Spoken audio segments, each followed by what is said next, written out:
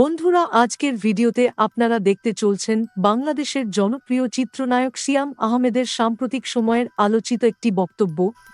বর্তমান সময়ে দেশের আলোচিত উপস্থাপিকা রোকসানা আঞ্জুমান নিকোল এর শোতে বাংলাদেশের এ প্রজন্মের জনপ্রিয় চিত্রনায়ক সিয়াম আহমেদ বর্ণনা করেন বিগত আওয়ামী সরকারের আমলে তার তিক্ত অভিজ্ঞতার কথা।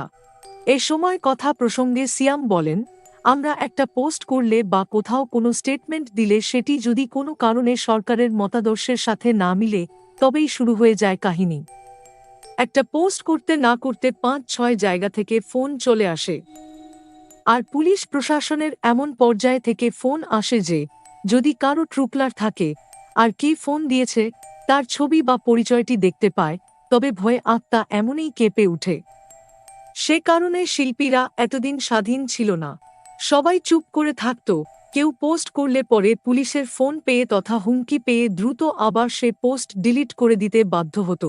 কোনো কিছু পোস্ট করার আগে আমাদের ৫টা ফোন চলে আসে, ৬টা ফোন চলে আসে, এবং যেখান থেকে ফোনটা আসে যে কোনো সাধারণ মানুষকে আমি বলতে পারি আপনার ট্রু কলারে যদি তাদের নাম ওঠে তাহলে আপনাদের আত্মা অনেকটা কেঁপে যাবে।